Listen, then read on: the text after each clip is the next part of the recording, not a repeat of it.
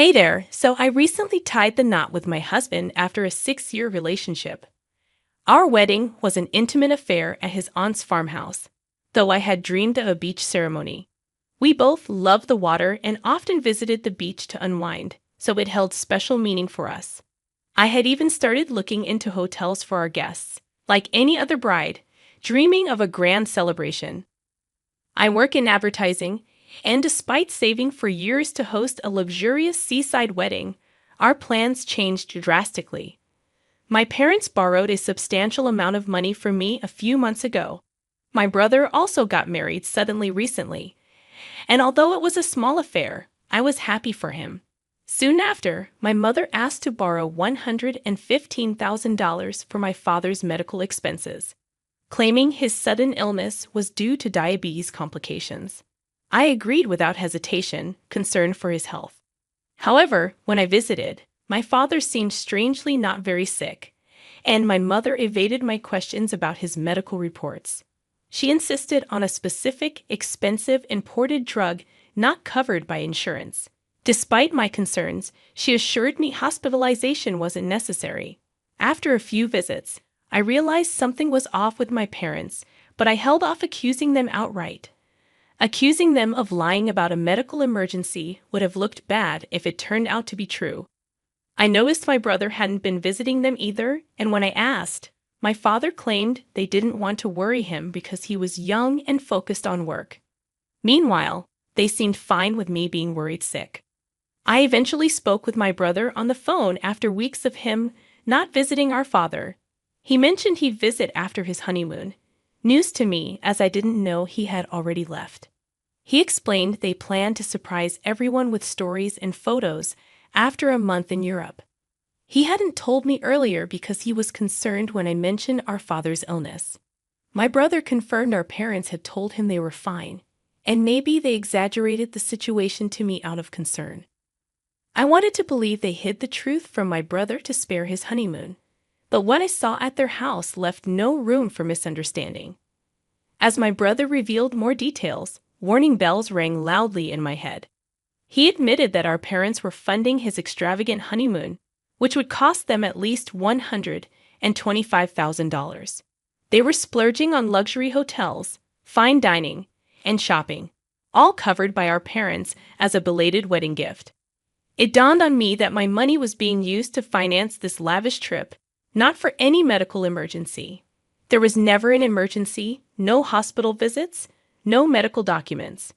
My parents concocted the story solely to divert funds towards my brother's honeymoon. Feeling utterly betrayed, I listened to my brother boast about our parents' generosity, knowing they had taken my wedding savings to finance his extravagant trip. It felt like a stab in the back to realize they prioritized his honeymoon over my wedding plans. When I confronted my parents after that revealing phone call, they explained that they concocted the medical emergency story because they knew I wouldn't willingly fund my brother's honeymoon. They justified their actions by claiming my brother was struggling at work and needed a morale boost.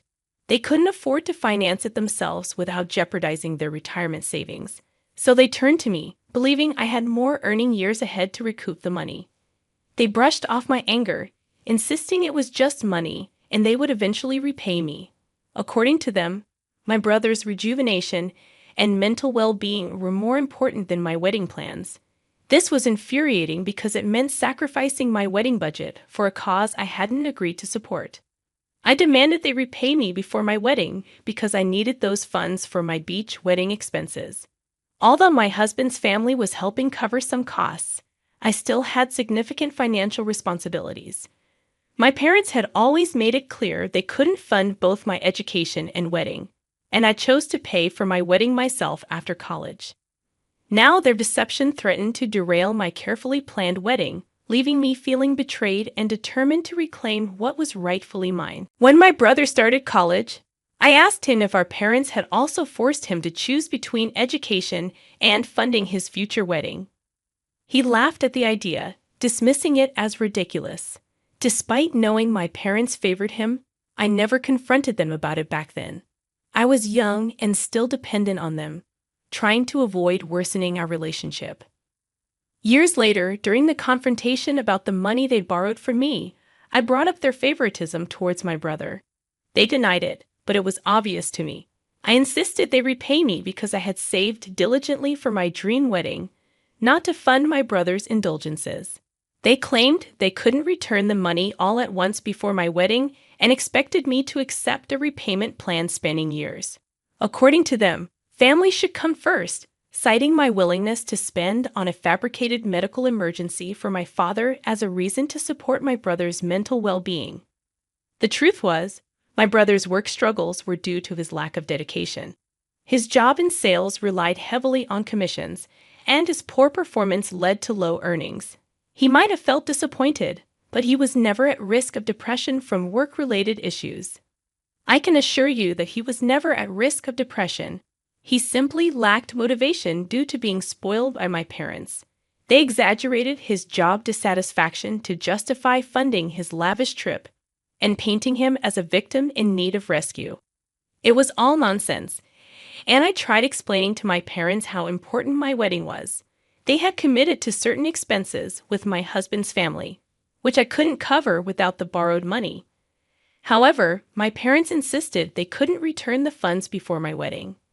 They suggested scaling down or asking my husband's family for help. I found myself pleading with them to honor their commitment, but they just shook their heads, refusing to return the money before the wedding. I left their house in tears and confided everything in my husband, who was equally furious and upset. He wanted to involve a lawyer, but I knew there was no written proof of my mother's promise or the intended use of the money. It was all informal, with no binding contracts or documents to support my claim. Since we lacked any written evidence to support our case, filing a lawsuit against my mother seemed futile. We didn't want to waste more money on legal fees with little chance of success. Instead, we shifted our focus to revising our wedding plans. Thankfully, my husband's family stepped in after learning about my parents' actions. His aunt generously offered her farmhouse venue for free.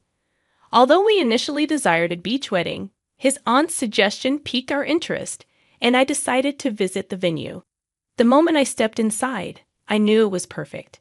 Despite not being by the beach, we felt content with the beautiful farmhouse setting, especially given that we had this venue at no cost. I immersed myself in wedding planning, using it as motivation to distance myself from my parents. I had already decided they wouldn't be invited, but I wavered on inviting my brother since he was unaware of our parents' actions. After my brother returned from his honeymoon, he called me and berated me for asking our parents to return the money. He seemed to think it was no big deal, even though he was the one who spent the money. He promised to repay me eventually, but insisted I should just accept the situation and scale down my wedding plans. His reaction made my decision clear, and I stopped speaking to both him and my parents. Without my entire wedding fund, I couldn't afford a lavish event anymore. Surprisingly, scaling down worked out for the best. Our wedding was beautiful and meaningful, centered around us rather than impressing others with extravagance. We decided to use the money we saved for something more meaningful after the wedding. I'm grateful for how things turned out because our day was still dreamy and special, filled with genuine love from the people who mattered most. When I posted wedding photos recently, I made sure only invited family members knew about the event. I instructed them not to inform my parents or brother to avoid any drama. Now that everything went smoothly, I felt comfortable sharing our joy on social media. They somehow discovered my wedding photos and contacted me the next day, demanding to know why they weren't invited. I found it surprising that they expected an invitation, given our strained relationship. The last time I spoke with any of them ended in tears, and since then, there had been no communication. Despite this, they felt entitled to attend and were upset about being excluded. My parents initiated a call, adding my brother to join in the confrontation. They all yelled at me at once, but I remained unfazed and saw their behavior as entitled. I had already cut them out of my life and didn't want their drama interfering with my newly bliss. I explained that after they borrowed money from me, I had to downsize the wedding guest list to include only family and a few close friends. Since they were neither, they weren't invited. After the call, I blocked them in hopes of ending the drama. However, my husband informed me that my brother had reached out to him, relaying that my parents were deeply hurt and upset. My mother apparently cried so intensely that she nearly fainted. I started feeling guilty, despite knowing they had wronged me. The news of their distress over not being invited made me question my decision, even though I had every right to exclude them after they took money meant for my wedding. It's been a week since my last conversation with my parents and brother, and I've decided to cut off all communication with them. My mother's tears won't change the reality. I was the one crying when I pleaded with them to return the money before my wedding, but they brushed it off. Now, I'll treat their actions with the same indifference. You reap what you sow. I explicitly told my brother never to contact me or my husband again, especially not my husband, who is innocent in all of this. I blocked him to ensure my family has no access to me. They've mistreated me for too long, and I won't tolerate it anymore. If I could, I'd file a lawsuit to reclaim my money, although it's a long shot without tangible evidence. My husband believes it's worth pursuing, and we're consulting with a reputable lawyer soon to decide our next steps. In the meantime, I'm brainstorming ways to get them to admit they borrowed the money under false pretenses, claiming it was for a medical emergency. Instead, they gave it to my brother for his honeymoon. Proving this in court will be challenging, but I won't let them off the hook easily. I deserve to get my money back, and I'm determined to make sure they return it to me promptly. Yesterday, I specifically asked my brother not to involve my husband in our family drama, but he ignored that request. When my husband returned from work, he informed me that my parents and brother had bombarded him with texts, demanding he convince me to unblock them.